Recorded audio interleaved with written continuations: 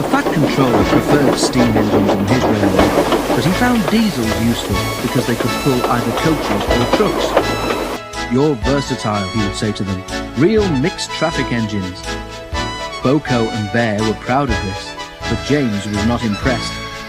He liked these two diesels, but he treated all others with deep suspicion. "Diesels don't use coal and water," he would say darkly. "How can we trust an engine who isn't normal in his habits?" Visiting diesels sometimes boasted about how special they were. Usually Boko and Bear had to spend the next day smoothing ruffled feelings. One day, a particularly haughty diesel came from the other railway. When the visitor found that he was to share the shed with steam engines, he stopped outside in disgust and refused to go any further. "Why on earth does your controller keep such out-of-date objects?" he growled rudely. "Dirty, smoky, slow things. Ugh!" He shuddered delicately. "On our railway," the diesel continued loftily, "steam engines are kept strictly in their place and not allowed on the main line without special permission." Boko, who was showing the diesel round, lost patience. "Stay outside then if you're so proud about it," he said crossly. "I'm going to join my friends." "I hope it's cold tonight and he can't start in the morning," snorted James.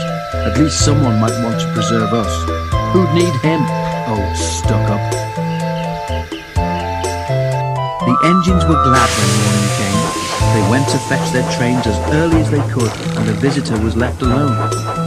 "That's better," he purred to himself.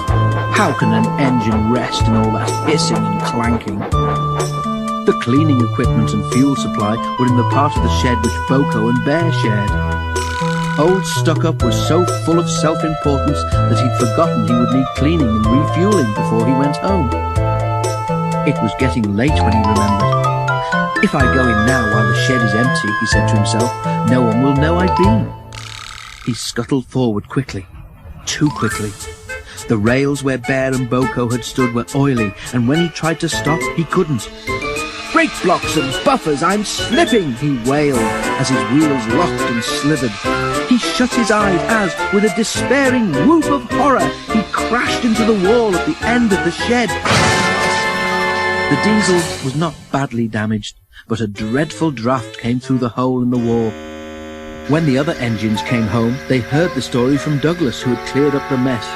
"Ho, ho, ho," chortled Henry. "Old Stuck-Up came unstuck, did he? I say, Boko, what is it the Fat Controller calls you?" "Versatile," chuckled Boko. "But that isn't what he called Stuck-Up. I couldn't hear all he said, but I didn't think it sounded very polite."